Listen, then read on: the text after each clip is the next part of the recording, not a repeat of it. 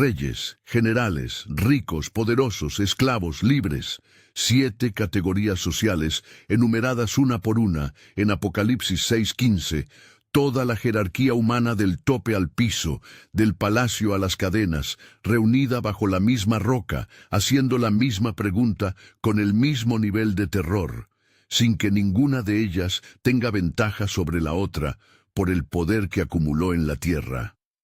El terremoto global, el sol oscurecido como silicio, la luna vuelta como sangre, las estrellas cayendo como higos maduros, el cielo retirado como un pergamino que se enrolla, las montañas e islas moviéndose de sus lugares. Todo eso es impactante. Pero el detalle más revelador del sexto sello no es el cataclismo cósmico. Es la lista de quienes se esconden juntos. La razón por la que la lista es el detalle más importante es que revela lo que el sexto sello hace que ningún terremoto en la historia de la humanidad ha podido hacer: igualar. En el mundo del primer siglo, la separación entre las 7 categorías del versículo 15 era absoluta e infraquebrantable. Los reyes decidían las guerras que los esclavos peleaban y en las que morían sin derecho de objeción. Los generales comandaban ejércitos de hombres que no tenían más opción que obedecer bajo pena de muerte. Los ricos tenían acceso a recursos que los libres sin propiedades podían contemplar, pero raramente tocar. La distancia social entre el primero y el último de esa lista era tan vasta que en circunstancias ordinarias jamás habrían compartido el mismo espacio físico, salvo en relaciones explícitas de dominio y subordinación. El sexto sello colapsa esa distancia en un instante. Pero la lista no está allí para celebrar una igualación. Está allí para revelar el límite específico del poder humano. Cada una de las 7 categorías que Juan enumera representa una forma diferente de seguridad que los seres humanos construyen a lo largo de sus vidas. El rey tiene poder político, el general tiene poder militar, el rico tiene poder económico, el poderoso tiene influencia sobre estructuras sociales. El esclavo tiene la seguridad paradójica de su invisibilidad y su capacidad de sobrevivir entre los márgenes. Y en el momento del sexto sello, todos esos sistemas de seguridad llegan a su límite exactamente de la misma manera para todos ellos. La diversidad de medios produce uniformidad de resultado, todos bajo la misma roca, todos haciendo la misma pregunta. Si estás descubriendo en esta serie que el Apocalipsis no es solo un libro de imágenes perturbadoras, sino un texto de una coherencia teológica extraordinaria que habla directamente a la situación humana, suscríbete a este canal. Esto es exactamente lo que hacemos aquí, abrir lo que el texto realmente dice con la seriedad que merece. Y hay algo más en la lista del versículo 15 que la lectura superficial pasa por alto. Estos 7 grupos no están escondidos bajo las rocas por el miedo que cualquier catástrofe natural produciría. El texto del versículo 16 registra las palabras exactas de lo que piden. Caed sobre nosotros y escondednos del rostro de aquel que está sentado sobre el trono y de la ira del Cordero. No están huyendo del terremoto. No están buscando refugio de las piedras que caen. Están pidiendo que la tierra literalmente los cubra para que no tengan que enfrentar el rostro del que está sentado en el trono. Lo que les aterra no es el fenómeno natural, es el reconocimiento de quién está detrás de él. El primer grupo de la lista, los reyes, representa en el vocabulario del primer siglo a los que tienen autoridad política máxima sobre territorios, los que deciden guerras, los que promulgan o derogan leyes, los que determinan quién es perseguido y quién es protegido. En el contexto inmediato de Juan en Patmos, los reyes son los emperadores y sus representantes regionales que habían ordenado activamente la persecución de los creyentes. La misma categoría que había dado la orden de que las almas bajo el altar del sello 5 fueran ejecutadas, es ahora la primera categoría en la lista de los que se esconden y no tienen respuesta para la pregunta que ellos mismos formulan. Esa inversión no es decoración narrativa, es justicia. Los generales, los ricos y los poderosos representan las tres formas de poder que no son monárquicas, pero que dentro de cualquier estructura social operan como fuerzas que determinan el destino de otros. El poder militar, el poder económico y el poder de influencia sobre sistemas e instituciones. En el Imperio Romano del primer siglo, un general podía movilizar o detener ejércitos. Un rico podía comprar o destruir reputaciones. Un poderoso podía manipular los sistemas legales y sociales para protegerse o para atacar. Los tres grupos tienen en común que su poder depende de estructuras intermedias que los sostienen. Cuando esas estructuras son sacudidas por lo que sacude el sello 6, el poder que dependía de ellas se evaporiza exactamente de la misma manera que el del rey. La categoría de los libres y los esclavos, al final de la lista, es especialmente significativa porque los incluye en el mismo movimiento de terror que a los que están arriba de ellos. En el mundo romano del primer siglo, la diferencia entre un hombre libre sin propiedades y un esclavo era jurídica y socialmente enorme, pero ambos estaban en la base de la jerarquía de poder. Si los libres pobres y los esclavos también se esconden con el mismo terror que los emperadores, el texto está afirmando que el sello 6 no hace distinción basada en responsabilidad histórica o en nivel de culpabilidad personal. La pregunta, ¿quién podrá sostenerse?, es la misma para todos. Y la respuesta también es la misma para todos: el sello del Dios vivo, no el sello del Estado, ni el sello del dinero, ni el sello del poder. Antes de entrar en el análisis de las señales cósmicas, hay que establecer el contexto narrativo que convierte al sello 6 en algo radicalmente diferente a una catástrofe aleatoria.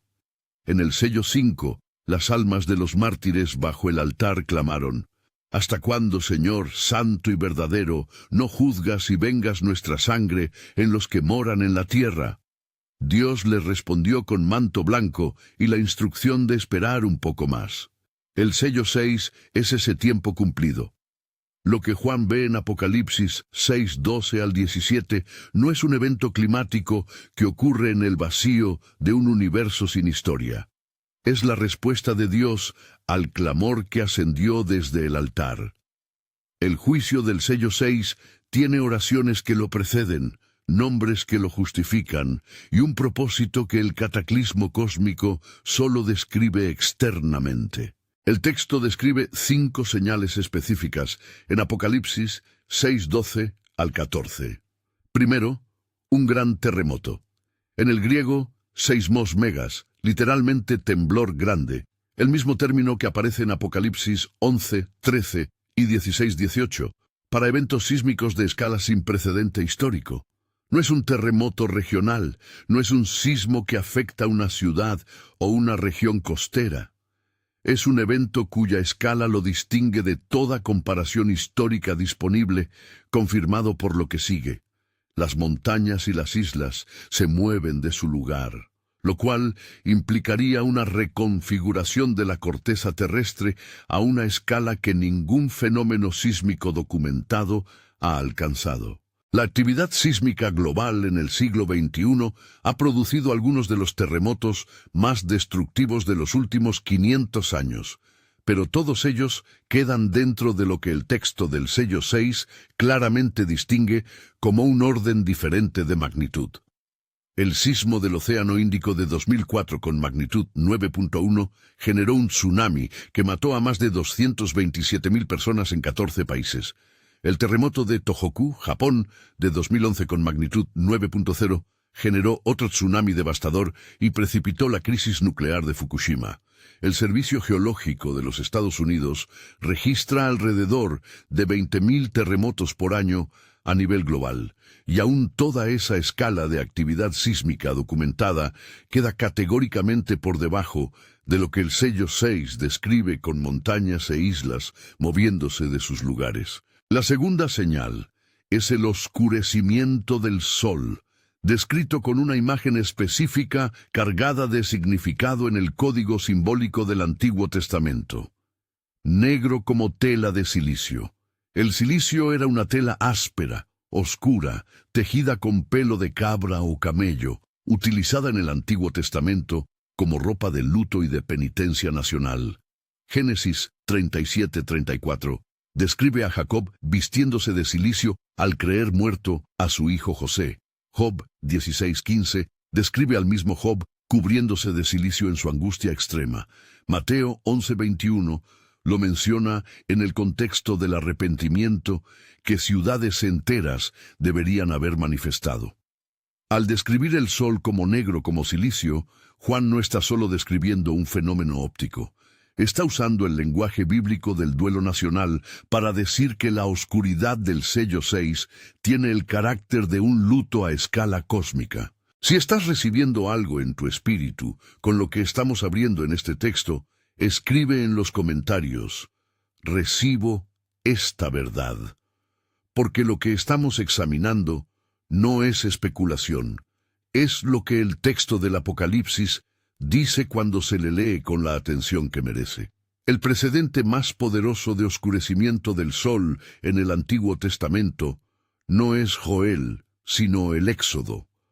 La 9ª plaga de Egipto en Éxodo 10:21 al 23 describe 3 días de oscuridad tan densa que el texto dice que era oscuridad que se palpa, una oscuridad que tiene consistencia física. Y durante esos 3 días, dice el versículo 23, ninguno se levantó de su lugar, pero todos los hijos de Israel tenían luz en sus habitaciones. El contraste es deliberado. La oscuridad que paralizó a Egipto no tocó al pueblo que era de Dios. El oscurecimiento del sol en el sello 6 evoca ese precedente con precisión.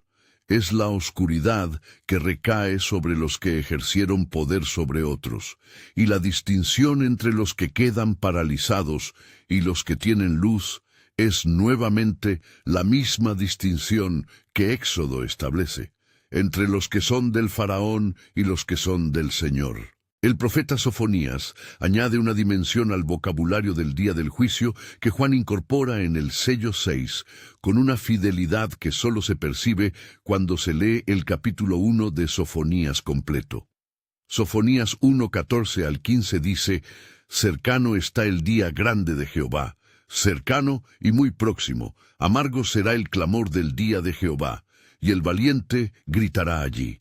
Día de ira aquel día, día de angustia y de aprieto, día de alboroto y de asolamiento, día de tiniebla y de oscuridad, día de nube y de sombra. El vocabulario de tiniebla, oscuridad, nube y sombra que Sofonías acumula en un solo versículo no es retórica decorativa. Es el lenguaje técnico que el profeta usa para describir la condición específica de quienes experimenten el día en que Dios actúa directamente sobre la historia sin mediación política o militar. Juan conocía este vocabulario y lo usó. La tercera señal es la luna vuelta como sangre. El profeta Joel, en el capítulo 2:31, había establecido este lenguaje profético técnico siglos antes cuando escribió: el sol se convertirá en tinieblas y la luna en sangre antes que venga el día grande y espantoso de Jehová. El apóstol Pedro citó específicamente este pasaje de Joel en su sermón de Pentecostés, en Hechos 2:20, conectando el lenguaje de Joel con los tiempos inaugurados por la llegada del Espíritu Santo, pero que se extenderían hasta el día del Señor. El texto del sello 6 retoma ese lenguaje profético que había sido establecido y progresivamente desarrollado a lo largo de siglos, y lo coloca en el contexto de su cumplimiento más completo y definitivo. La luna como sangre en el sello 6 no es una novedad. Es el punto de llegada de una trayectoria profética que comenzó en Joel. La cuarta señal es las estrellas del cielo cayendo como la higuera deja caer sus higos cuando es sacudida por un gran viento. La imagen es específica en su vocabulario y deliberada en sus resonancias con el Antiguo Testamento. El profeta Isaías, en el capítulo 34:4, en el contexto del juicio sobre Edom, que funciona como tipo del juicio escatológico final, escribe: «Se envolverá el cielo como un libro, y caerá toda su milicia, como se cae la hoja de la parra y como se cae la de la higuera». Juan retoma esta imagen de Isaías casi literalmente. El movimiento de las estrellas en masa, como higos que caen simultáneamente de un árbol sacudido, describe no el colapso desordenado de objetos celestes, sino el cumplimiento coordinado de lo que Isaías había descrito como el ejército del cielo siendo destituido de su lugar. La quinta señal es la más teológicamente cargada de todas. El cielo se desvaneció como un pergamino que se enrolla. La palabra griega que Juan usa es eilisomenon, derivada del verbo eiliso, que significa enrollar o plegar, específicamente en la manera en que se enrolla un rollo de pergamino después de leerlo. En el mundo antiguo, los pergaminos se abrían para leer y se enrollaban cuidadosamente para guardar. La imagen es precisa. El cielo no se destruye, no explota, no se desintegra caóticamente. Se retira como algo que cumplió su función y está siendo plegado. Y lo que esa imagen connota en el pensamiento bíblico es de una importancia extraordinaria.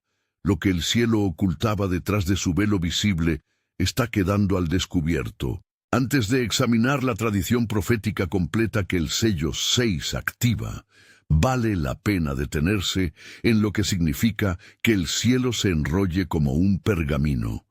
En el mundo antiguo, un pergamino no se enrollaba en medio de la lectura. Se enrollaba cuando la lectura había terminado, cuando el mensaje ya había sido comunicado y el documento cumplió su función.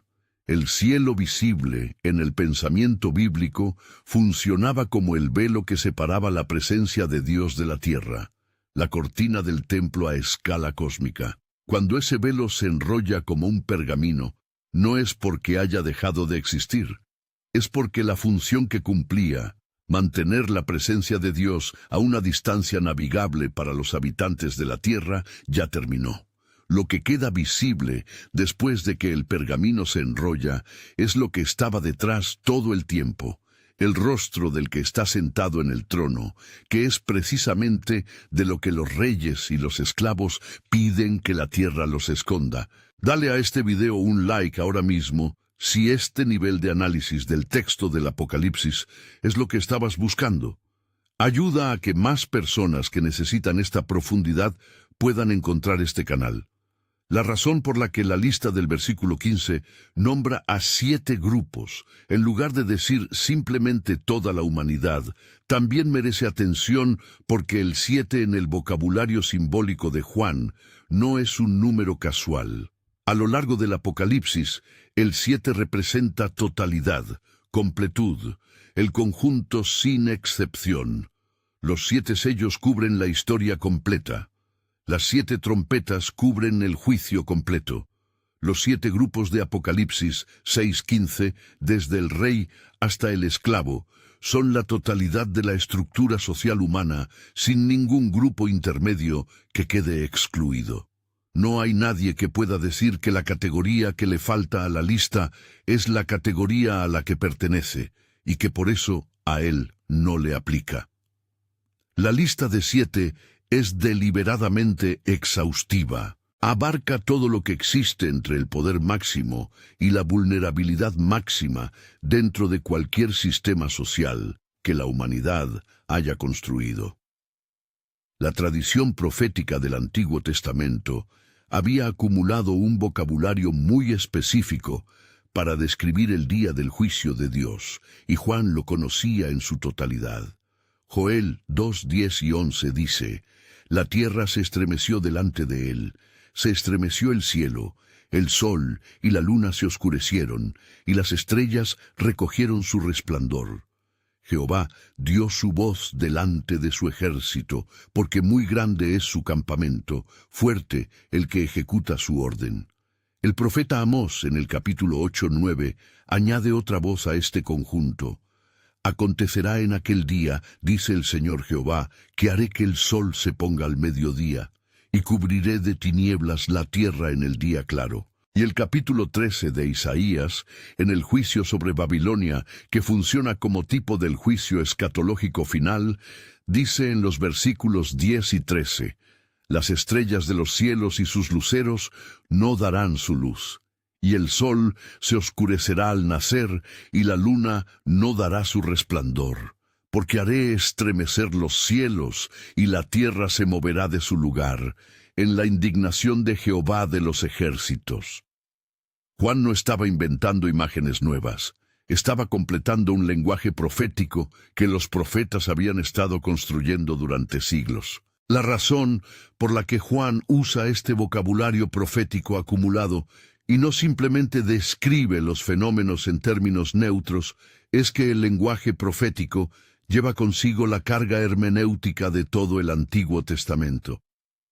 Cuando un creyente del primer siglo criado en las escrituras hebreas escuchaba que el sol se oscureció como cilicio, y la luna se volvió como sangre, y las estrellas cayeron como higos, no escuchaba solo una descripción de eventos físicos.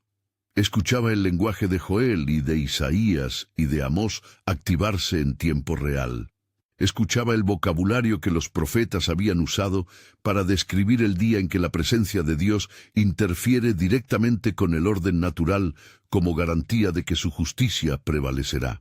El sello 6 es el cumplimiento de lo que los profetas anticiparon con ese vocabulario específico. La pregunta que plantea el versículo 17, ¿quién podrá sostenerse en el gran día de su ira?, también tiene raíces profundas en el Antiguo Testamento que la hacen mucho más rica de lo que parece a primera lectura.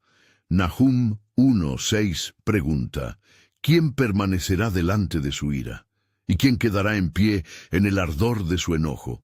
Su furor se derrama como fuego, y por él se hienden las peñas. Joel 2:11 concluye su descripción del ejército del Señor con «Grande es el día de Jehová y muy terrible. ¿Quién podrá soportarlo?».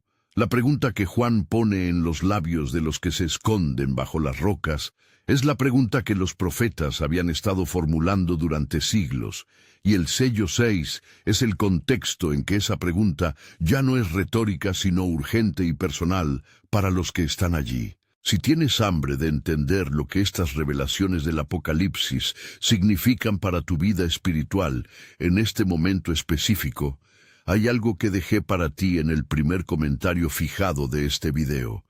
Es para quienes están listos para dejar de ver la superficie del texto y entrar en lo que Dios está revelando en estos tiempos. En el pensamiento cosmológico hebreo, reflejado a lo largo de todo el Antiguo Testamento, el cielo era el lugar de la morada de Dios en su gloria, separado de la tierra por una distancia que los seres humanos no podían atravesar por iniciativa propia. El texto de Isaías 40:22 describe a Dios sentado sobre el círculo de la tierra que extiende los cielos como una cortina y los despliega como una tienda para morar. El cielo es la tienda de Dios, el velo que separa lo que es de lo que es visto. Cuando ese velo se enrolla como un pergamino, lo que queda al descubierto no es el vacío del espacio exterior, es la presencia del que estaba detrás, el que está sentado sobre el trono, y la realidad de su juicio, que el velo del cielo visible había sostenido a una distancia manajeable para los que habitaban la tierra. El texto de Hebreos 12:26 y 27 interpreta este principio del sacudimiento del cielo y de la tierra en términos que iluminan directamente el sello 6. El autor de Hebreos cita Ageo 2:6 que dice, «Aún una vez, yo haré temblar no solamente la tierra, sino también el cielo», y añade, y esta frase aún una vez indica la remoción de las cosas que son movibles, como cosas hechas, para que queden las inconmovibles. El texto de Hebreos está estableciendo un principio que el sello 6 lleva a su expresión más plena. El sacudimiento del cielo y de la tierra no es el fin de todo, sino la remoción de lo que puede ser sacudido para que quede visible lo que no puede serlo. Lo que sobrevive al sello 6 es exactamente lo que no está construido sobre los materiales que los reyes y los generales y los ricos usaron para edificar su seguridad. Y aquí está la parte del versículo 16 que transforma la comprensión de todo el sello 6. Las palabras exactas del clamor de los que se esconden son: «Caed sobre nosotros, y escondednos del rostro de aquel que está sentado sobre el trono y de la ira del Cordero». De la ira del Cordero, no del león, no del juez, del Cordero. En toda la narrativa bíblica, el Cordero es el símbolo arquetípico del sacrificio, de la mansedumbre, del que entrega su vida en lugar de tomar la vida de otros. El texto del Éxodo presenta el Cordero de la Pascua como el que protege a los que están detrás de su sangre del ángel destructor. El cuarto capítulo del Evangelio de Juan presenta a Jesús como el Cordero de Dios que quita el pecado del mundo. Que la ira escatológica final sea la ira del Cordero dice algo sobre su naturaleza que ninguna imagen de poder conquistador podría decir. La imagen del Cordero en el Apocalipsis fue introducida de manera deliberada en el capítulo 5, cuando Juan llora porque nadie es digno de abrir el rollo sellado, y uno de los ancianos le dice que el león de la tribu de Judá ha vencido para abrirlo. Y cuando Juan se vuelve para ver al león, ve a un cordero como inmolado, en pie, en medio del trono. El que tiene toda la autoridad para abrir los 7 sellos, el que desata el juicio del sello 6, es identificado no como león, sino como cordero. Ese detalle no es accidental, significa que el juicio que viene no es ejecutado por un poder que nunca sufrió. Es ejecutado por el que absorbió el máximo nivel de injusticia que el sistema humano podía producir y que ahora responde a la injusticia que se ha acumulado en la historia de los que murieron bajo el altar. Hay algo más en la frase «la ira del Cordero» que revela la arquitectura teológica del Apocalipsis a un nivel que pocas lecturas populares del texto alcanzan. A lo largo de todo el libro, el Cordero que fue inmolado y el que está sentado en el trono aparecen juntos como una sola autoridad. Apocalipsis 5:13 registra que toda criatura en el cielo, en la tierra y en el mar dice: «Al que está sentado en el trono y al Cordero sea la alabanza, la honra, la gloria y el poder por los siglos de los siglos». El Cordero no es una entidad separada del Dios que juzga. El Cordero es la misma entidad. La ira del Cordero y la ira del que está sentado en el trono son la misma ira. Y lo que eso significa es que el juicio escatológico no es ejecutado por una parte de la Trinidad separada del amor que el Cordero representa. Es ejecutado por el mismo Cordero que se ofreció en amor. El amor rechazado y el juicio sobre ese rechazo no son contradictorios, son consecuentes. El Nuevo Testamento fuera del Apocalipsis también trabaja con esta tensión entre el Cordero que salva y la ira que juzga. Juan 3:36 dice: «El que cree en el Hijo tiene vida eterna, pero el que rehúsa creer en el Hijo no verá la vida, sino que la ira de Dios está sobre él». No dice la ira del Padre, dice la ira de Dios en el contexto de lo que el Hijo provee o no provee. La categoría que determina si alguien experimenta la ira del versículo 36 o la vida eterna del Hijo no es una categoría de poder político o económico. Es la categoría de creer en el Hijo o no creer. Eso conecta directamente con la lista del versículo 15 de Apocalipsis 6. La diferencia entre los que se sostienen y los que se esconden no es ninguna de las diferencias que los 7 grupos del versículo 15 representan. La ira del Cordero es una de las frases más paradójicas del Nuevo Testamento. Y vale la pena detenerse en lo que implica sobre la naturaleza del juicio divino. La ira en la Biblia, especialmente la ira divina, no es una emoción irracional ni una respuesta desproporcionada a la frustración. En el vocabulario bíblico hebreo y griego, la ira de Dios es la respuesta inevitable, justa y estructural del carácter de Dios ante el mal sostenido, deliberado y rechazado. Romanos 1:18 dice que la ira de Dios se revela desde el cielo contra toda impiedad e injusticia de los hombres que detienen con injusticia la verdad. No es capricho. Es la respuesta del carácter santo y verdadero de Dios, exactamente los mismos adjetivos que las almas del sello 5 usaron en su clamor, ante lo que lo contradice sistemáticamente. El capítulo 6 termina con la pregunta más importante de toda la secuencia de los 6 primeros sellos, planteada en el versículo 17. Porque el gran día de su ira ha llegado, ¿y quién podrá sostenerse? El texto no la responde inmediatamente. Juan la registra, la deja resonar en el texto, y el capítulo 6 termina con esa pregunta suspendida. La suspensión es narrativamente intencionada.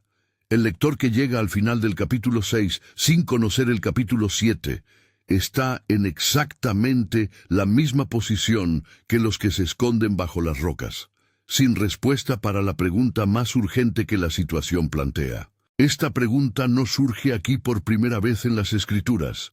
El profeta Malaquías en el capítulo 3:2 ya la había planteado al describir la llegada del mensajero del pacto. ¿Y quién podrá soportar el tiempo de su venida? ¿O quién podrá estar en pie cuando Él se manifieste? El Salmo 76:7 declara, Tú, temible, eres tú. ¿Y quién podrá estar en pie delante de ti cuando te enojes? El Salmo 133 la formula en su dimensión más íntima. Si mirares a los pecados, ¿quién, oh Señor, podrá mantenerse? El patrón de esa pregunta a través de las Escrituras no es el de una pregunta sin respuesta, es el de una pregunta cuya respuesta no está en los recursos humanos, sino en algo que Dios mismo provee. La respuesta que el capítulo 7 de Apocalipsis da a quién podrá sostenerse es específica y precisa.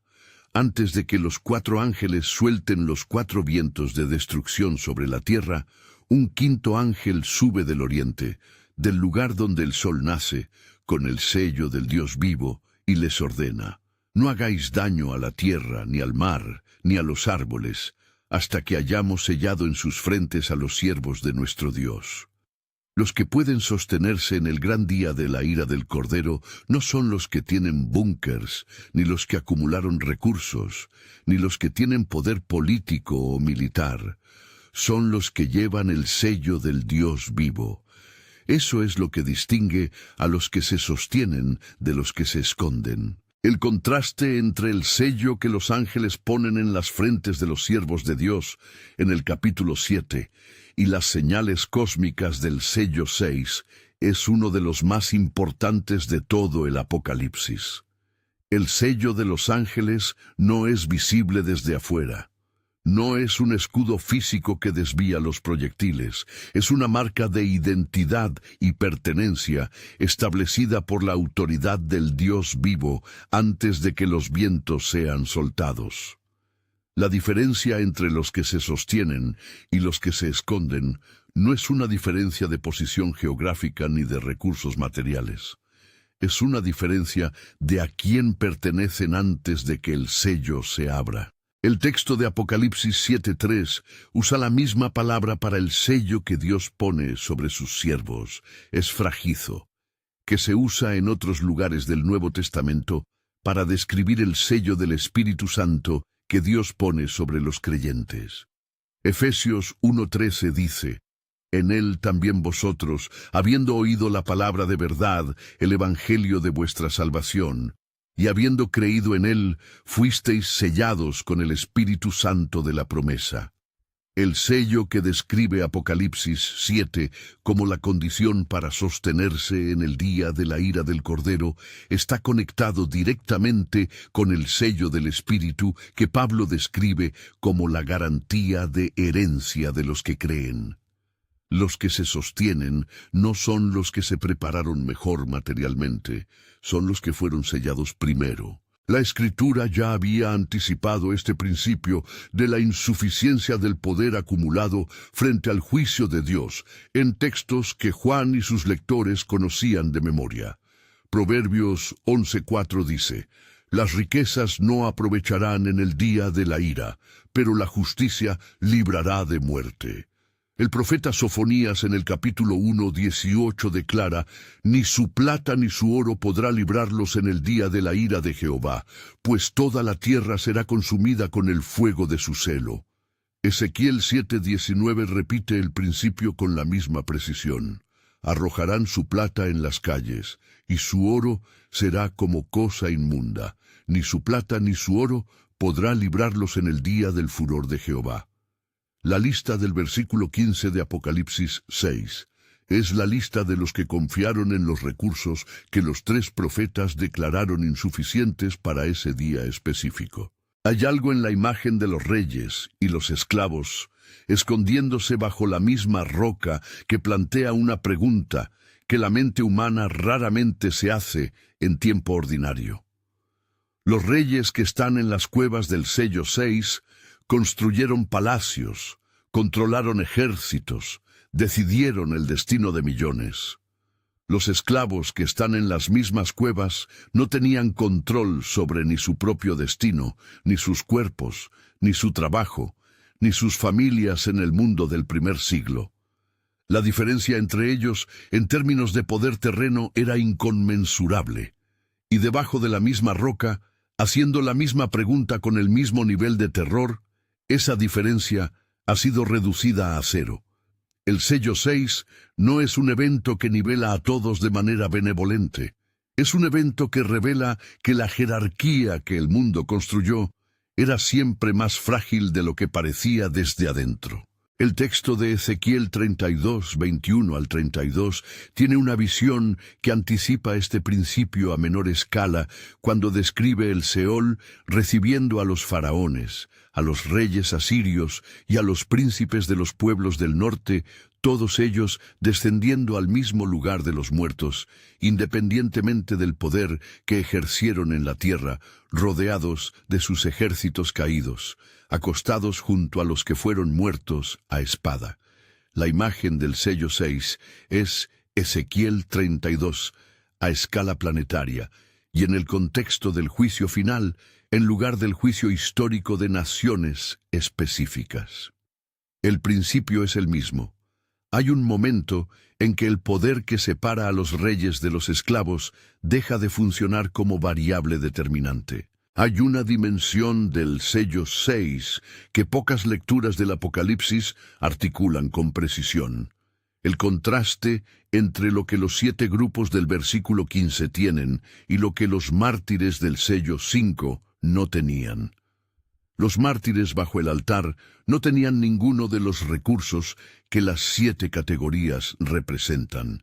No tenían trono, no tenían ejército, no tenían riqueza acumulada, no tenían poder de influencia sobre sistemas sociales. Fueron ejecutados precisamente porque el poder de las categorías del versículo 15 fue usado en su contra, y en el sello 6, los que sí tenían todo eso se esconden bajo las mismas rocas y hacen la misma pregunta sin tener ninguna respuesta. El poder que los mártires no pudieron comprar, ni heredar, ni acumular, la presencia y el reconocimiento del Señor, resulta ser la única cosa que el versículo 17 implica como respuesta a quién podrá sostenerse. La inversión también opera en dirección temporal. Los que murieron bajo el altar clamaron: ¿hasta cuándo? Porque el tiempo se sentía infinitamente largo para los que esperan justicia desde la posición de los que ya sufrieron. Los que se esconden bajo las rocas del sello 6 imploran: ¿quién podrá sostenerse? Porque el tiempo de respuesta ha llegado. y para ellos resulta abrumadoramente corto. Los mismos sistemas de poder que hicieron que el «¿hasta cuándo?» de los mártires pareciera irrelevante son los que hacen que el «¿quién podrá sostenerse?» de los que se esconden parezca imposible de responder con sus propios recursos. El sello 5 y el sello 6 son la misma historia desde las dos posiciones de poder que el poder humano crea, los que lo ejercen y los que lo sufren. El sello 6 y el sello 5 forman una unidad narrativa que solo se percibe cuando se leen en continuidad. En el sello 5, las almas bajo el altar no tenían nada de lo que la lista del sello 6 describe como sistemas de seguridad.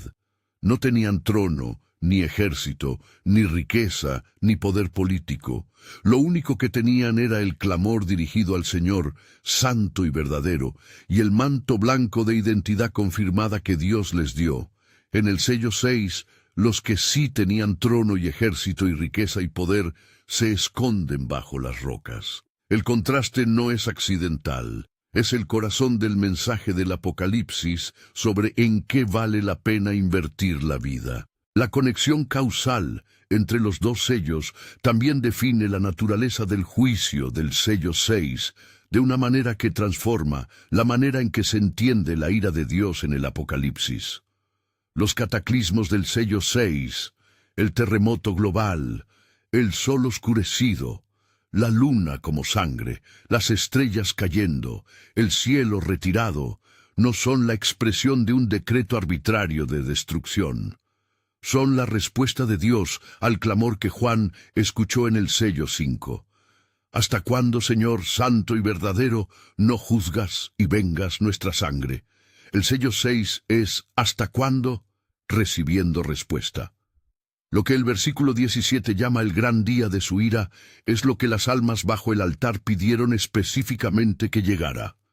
La ira del Cordero es la respuesta vindicante a las oraciones de los mártires. Apocalipsis 16:7 confirmará este principio más adelante en la revelación, cuando el altar mismo, el mismo lugar donde estaban las almas del sello 5, declare: «Ciertamente, Señor Dios Todopoderoso, tus juicios son verdaderos y justos». El lugar de donde vino el clamor es también el lugar desde donde el juicio es declarado justo. Lo que empieza en el sello 5 como oración y termina en el sello 6 como respuesta, forma una unidad argumentativa que el texto del Apocalipsis construye con precisión deliberada. Hay algo en la pregunta ¿quién podrá sostenerse?, que los que se esconden bajo las rocas no pueden responder, pero que el capítulo 7 ya está preparando la respuesta. Antes de que los ángeles suelten los vientos, antes de que el sello 7 se abra, Dios interrumpe la secuencia para sellar a sus siervos. Esa interrupción no es un paréntesis narrativo, es el mismo principio que vimos en el sello 5. Antes de actuar sobre los que causaron el daño, Dios responde a los que son suyos. Antes del juicio completo, la protección de los sellados. El orden de prioridades de Dios en el sello 5 se repite en el sello 7. Primero los que son suyos, luego la secuencia del juicio. Hay algo en la respuesta del capítulo 7 a la pregunta ¿quién podrá sostenerse?, que va más allá de la imagen del sello en la frente y que conecta directamente con lo que el sello 5 mostró. La gran multitud del capítulo 7.9, que está vestida de ropas blancas, de todas las naciones y tribus y pueblos y lenguas, son los mismos que el anciano del versículo 14 describe como los que han salido de la gran tribulación y han lavado sus ropas y las han emblanquecido en la sangre del Cordero. Están vestidos de blanco, la misma estole leusé que se les dio a las almas bajo el altar en el sello 5. Lo que comenzó bajo el altar como manto de identidad confirmada, termina en el capítulo 7 como vestidura de la multitud innumerable ante el trono. Los que se sostienen son los que tienen la misma vestidura que los mártires del sello 5. Esta conexión entre la estole blanca del sello 5 y la vestidura blanca de la multitud del capítulo 7 es lo que revela la arquitectura más profunda del Apocalipsis en estos capítulos. Los que sobreviven al gran día de la ira del Cordero no son los que evitaron la tribulación, son los que salieron de ella, según el versículo 14, los que han salido de la gran tribulación. La palabra griega es erchomenoi, participio presente, los que están saliendo, los que están en proceso de salir. No salieron antes de que comenzara, salen a través de ella. Lo que los sostiene no es la ausencia de tribulación, sino la presencia del sello y de la vestidura que el Cordero provee a los suyos mientras la tribulación está ocurriendo. El capítulo 7, 15 al 17, describe la condición final de los que se sostienen con un vocabulario que contrasta directamente con las imágenes del sello 6. Dice que están delante del trono de Dios y le sirven día y noche en su templo, y el que está sentado sobre el trono extenderá su tabernáculo sobre ellos. Ya no tendrán hambre ni sed, y el sol no caerá más sobre ellos, ni calor alguno, porque el Cordero que está en medio del trono los pastoreará y los guiará a fuentes de aguas de vida. Y Dios enjugará toda lágrima de los ojos de ellos. El sol que se oscureció en el sello 6 ya no les quema. El cielo que se enrolló como un pergamino en el sello 6 ahora es el tabernáculo de Dios sobre ellos.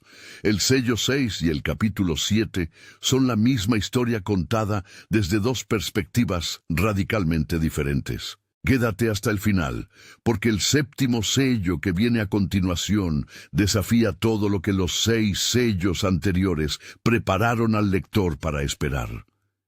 El cielo que estuvo lleno de truenos y de los clamores de los mártires y de los 4 seres vivientes, se va a quedar en absoluto silencio. Y ese silencio, como vas a descubrir en el próximo video, dice más sobre lo que viene que cualquier jinete que salió de cualquiera de los sellos anteriores. Si estás en un momento donde los fundamentos sobre los que construiste tu sensación de seguridad están siendo sacudidos, donde cosas en las que habías confiado no están respondiendo como esperabas, el sello 6 tiene algo concreto que decirte. La pregunta, ¿quién podrá sostenerse?, tiene una respuesta que no está en los recursos de las 7 categorías del versículo 15. Está en el sello del Dios vivo que marca a sus siervos antes de que los vientos sean soltados. Y ese sello no lo provee el trono, ni el ejército, ni las riquezas. Lo provee el Cordero cuya ira el capítulo 6 describe, y que en su misericordia también sella a los que son suyos antes de que llegue ese día. Hay una pregunta que el texto del Apocalipsis no formula explícitamente, pero que la secuencia de los sellos hace inevitable. ¿Qué hace diferente al que se sostiene del que se esconde? La respuesta no está en el nivel de moralidad personal, no está en el cumplimiento de ritos religiosos, no está en la pertenencia a ninguna categoría de las que Juan enumera en el versículo 15. Está en lo que el capítulo 7 describe como el sello del Dios vivo puesto en la frente antes de que los vientos sean soltados. Ese sello es anterior al juicio, no contemporáneo a él.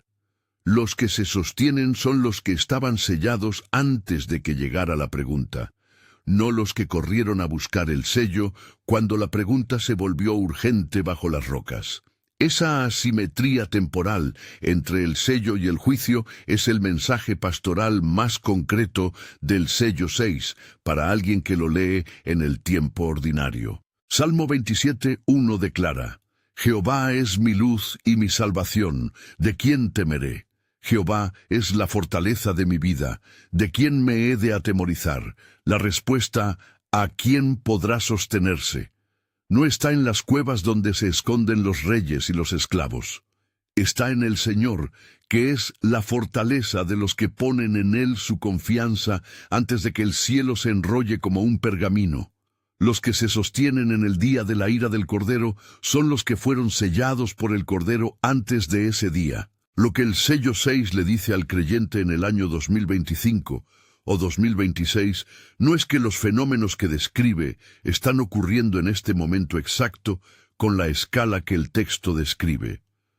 Lo que les dice es que existe un principio que gobierna la historia humana que el sello 6 lleva a su expresión más plena.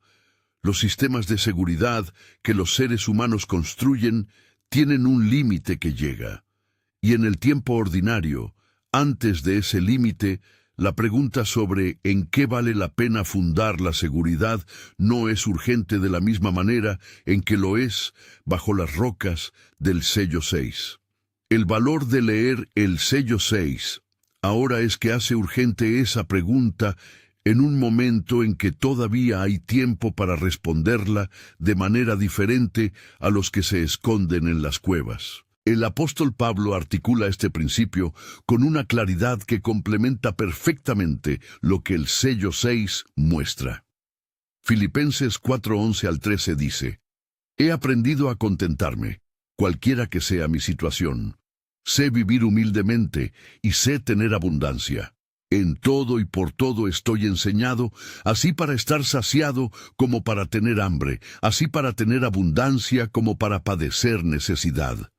Todo lo puedo en Cristo que me fortalece. Pablo no está describiendo una actitud de resignación pasiva. Está describiendo la condición de alguien cuya estabilidad no depende de las 7 categorías del versículo 15 del sello 6. Es el estado de alguien que ya tiene la respuesta a quién podrá sostenerse, antes de que la pregunta se vuelva urgente bajo las rocas. El Evangelio de Mateo, en el capítulo 7, 24 al 27, también anticipa este principio en términos más cotidianos, cuando Jesús describe al que edifica sobre la roca y al que edifica sobre la arena. Cuando vinieron las lluvias y los ríos y los vientos y golpearon contra la casa, dice el texto, la que cayó fue la que estaba edificada sobre la arena y fue grande su ruina. El sello 6 es la versión apocalíptica a escala cósmica de la misma distinción que Jesús describió en términos de casas y tormentas. La diferencia no está en la intensidad de la tormenta, que es la misma para ambas casas. Está en el fundamento. Y el fundamento que el Cordero provee, el sello del Dios vivo, es el único que el texto del Apocalipsis identifica como el que permite sostenerse cuando el cielo mismo se enrolla como un pergamino. El séptimo sello que viene después de la respuesta del capítulo 7, ¿a quién podrá sostenerse? No llega con otro jinete, no llega con otro instrumento de destrucción, no llega con ninguna de las señales que los 6 sellos anteriores produjeron. Llega con silencio. 30 minutos de silencio total en el cielo, y ese silencio que ningún elemento de los 6 sellos anteriores podría haber preparado al lector para anticipar, dice más sobre lo que viene a continuación que todos los jinetes, todos los terremotos y todas las estrellas cayendo que llenaron los sellos anteriores. El cielo que estuvo lleno de truenos, de los 4 seres vivientes clamando, «Santo, Santo, Santo», de los mártires preguntando, ¿hasta cuándo? Queda en silencio absoluto. Y ese silencio es lo que el siguiente video va a examinar en toda su profundidad. Si te quedaste hasta el final, escribe en los comentarios, «Jesús, confío en ti». He colocado otro video en tu pantalla ahora mismo, tu próximo paso en este camino. Gracias por ver y te veo en el próximo video.